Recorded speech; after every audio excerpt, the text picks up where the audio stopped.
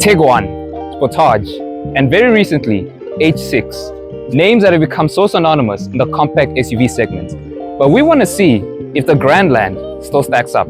My name is Eugene. Welcome to TVEC. This is the home of extravagant reviews.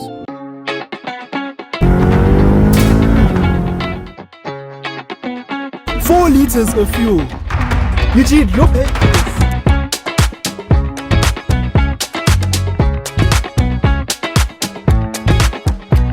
And you join us in the Opel Grandland. And what a place it is to be. I am so in love with this cabin.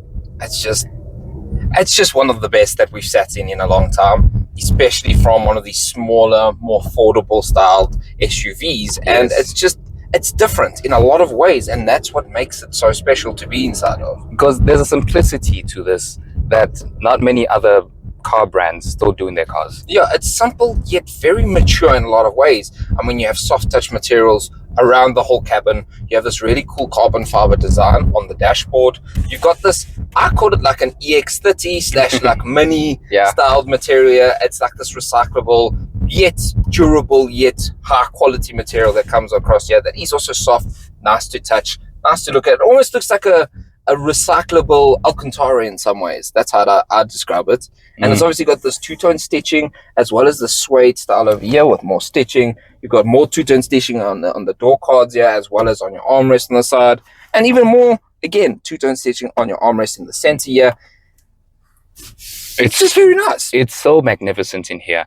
You know, because we're so used to Chinese cars these days where there's a big screen here. It's a big screen, the same materials, the same product more or less inside over and over and over. Yes. And this, like the way the vents are on the door here, it's just so unique. The screen is very driver focused, which is also really, really nice. Yeah. The steering wheel is a double flat-sided, which is something that I had for a while in my Peugeot 208 that I had. And I personally really like it. It's almost very Audi in a lot of ways, even though they did it first. So if you want to say Audi copied them in some ways, you could say that. Yeah, that is true. You've got some actual buttons here. They aren't individual buttons, but they work like buttons, which is really nice to see. And they are of high quality, which is also very nice. And also easy to use. This car is very, very ergonomic. Yes. Got your full AC unit here. Physical, by the way, physical. Has physical buttons. And they're very easy to get to, very simple to use. It makes it a pleasant place to be inside of. Starting with something that we really, really like about the Opel Grandland is the beautiful LED lights on the front that span across the entirety of the front and are just really, really gorgeous. Oh, it's just my reflection. As well as the rear tail lights, because as you can see right here, they actually took out the symbol of the Opel brand and they actually added the name instead. Oh, it's just Mateo again. Now, something that we both like, or should I say myself particularly, is how this car looks from the side. Now, as you can see, usually with an SUV, it has a raised height, but with this one, it's more minivan-like, which actually gives it a more sportier edge. And I have no idea why you are standing there. If you're gonna stand there, at least say something. I'm just admiring the beautiful car. This is what I have to deal with on a daily basis. In here, we're so used to new cars these days being devices. This still feels like a regular... cell phones on wheels. Being cell phones on wheels. This still feels like a car. This feels like the Germans would say, or like you'd say about the Germans, that it knew what it was supposed to be first and then added the technology second. It was meant to be a great daily driver car first. Yes. And then have technology implicated into it, of which is really good. The screen works really well. You have wireless Apple CarPlay and Android Auto, as well as your Bluetooth functioning. And then you have physical buttons here that work the AC unit, which is really nice. Got some basic physical buttons for the actual screen itself, as well as a physical volume knob, as I've already mentioned, which is just fantastic. And then you do have some cup holders right over here, which you can move. You can push down like that and move. And you can make it smaller, bigger. You've got some space there, quite a bit of space actually, on your soft touch armrest. One thing I do have to say, the drive modes are quite nice to use. They're easy click in and out. One thing that you will have to get used to is actually... There's no gear selector. There's no gear selector. It's like in the new Golf 8s, 8.5. So you have to kind of just pull a small lever to go. Yeah. Which isn't a problem. It still feels of high quality. Just like the materials on the cabin. The materials, and it's also very spacious in here. Very, very spacious. You've got lots of headroom, lots of legroom. And obviously when you look out at the dash, you see the carbon accents like I've already mentioned. Yes. You've got your soft touch here as well as your leather running across all over. And one thing that this really sets itself apart from the Chinese is the seats. Yeah, all these seats, I want these seats. Again, like we've already mentioned, they are absolutely fantastic. They are bolstered beautifully. They have beautiful materials. And these are actually automatic bolsters as well. Which means that when you get out the car, they release themselves slightly, so it's easier for you to get in and out. And before we end, there was an 812 that just went by, which was absolutely beautiful. And there it goes. You can hear him. Oh my goodness. Yeah, overall, I think that the Chinese host a lot of problems because of their light price. Okay. You got it. You got it. Yes. Okay. See you on the next one. Never mind that one. Yeah. But yes, the Chinese have it because of their light price. They are a tough competitor compared to this, what's its slightly higher price. That is true. The back seats, you actually have tons and tons and tons of space. You've got huge amounts of leg room with this rear actually carved almost like my legs were made to fit inside of it.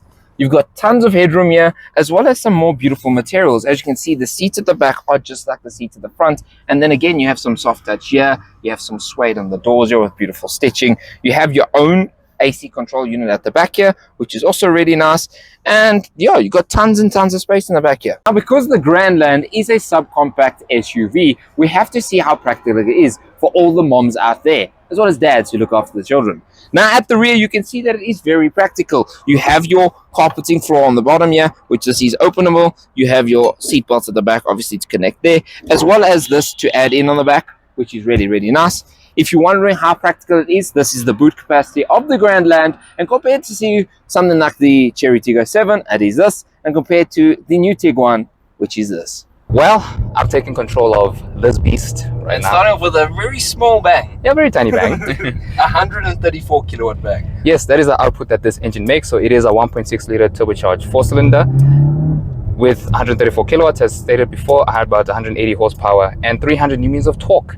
And you feel that. It's a very torquey little engine. Actually, very similar torque to something like a Polo GTR or a Q340 TFSR, which is great because this is actually a smaller capacity car than either of them. That is true, but this is actually more powerful than a 1.4 TSI Tiguan. Yes. It is. That is also a 1.4 turbo as stated, and this is a 1.6. And because of the big capacity, you get torque easier, which means that this car actually drives smoother in some ways than the Tiguan does. It does, but something I really do have to speak about is the solidity of this car.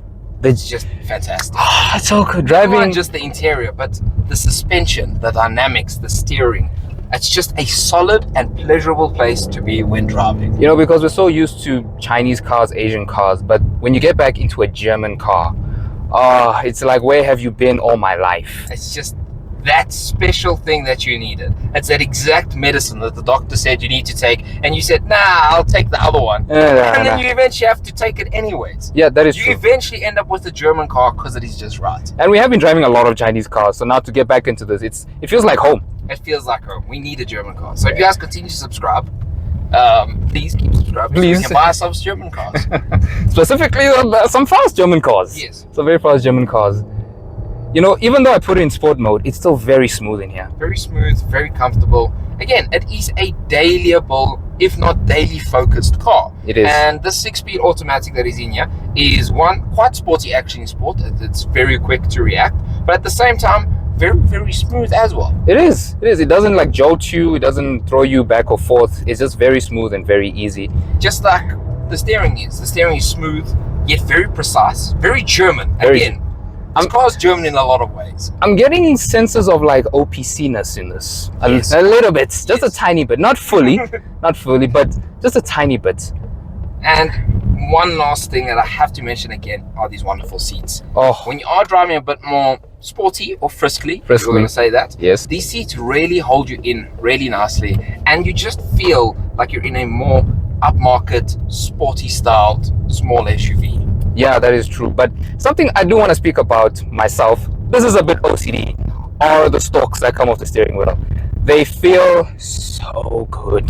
German. It's so German. So German. This is a bit nitpicking, but I have a bit of OCD. You're used to cars just having cheap materials and whatnot. This feels like a watch. And I wouldn't say that you're OCD. I think that every car person enjoys small things like that. It makes a car just that much better. If you don't understand what we mean, feel your indicators and come and feel these indicators. Oh. And then you'll see exactly what I mean about how they just feel so good, so high quality. Two different worlds. Two different worlds. It's two different worlds. So here we are at the very end of another wonderful review I want to just say a big thanks to Stellantis here in Sandton once again for giving us another beautiful car. There will be more with them in future, and we've already done a ton of videos with them, so if you want to see more of them, there'll be links in the description. If you want to see more about this car, it'll be there as well. Yes. Now, we do have a couple things to say about this car. One, it's a very, very good car. It's a great car overall. It's a great interior, great exterior, great driving pleasure. Especially compared to some of its rivals like the Tiguan or the Sportage or an H6 for that Especially matter. to me, something like a Sportage. The Sportage is a really, really good offer. Yep. And I actually prefer this in the Sportage in a lot of ways than I do to even like a Tiguan. I do, because there's still a simplicity to this. I don't even know how to describe it. You kind of just have to see it to believe us, or see it to see what we're speaking about. True. But more so, I think its biggest problem is the Chinese.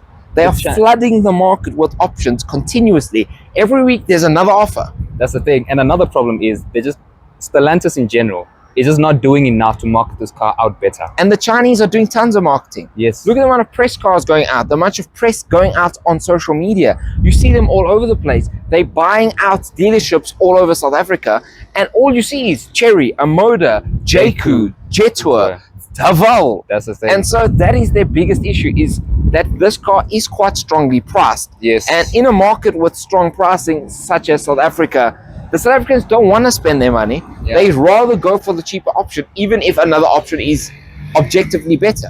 That is true. So that is my only frustration with this car.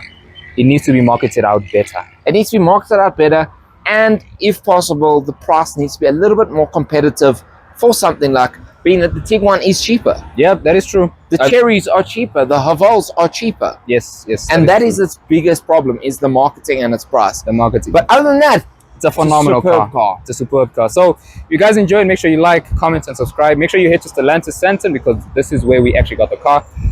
Check them out in the description box below. We hope you enjoyed. We'll see you next time. Goodbye.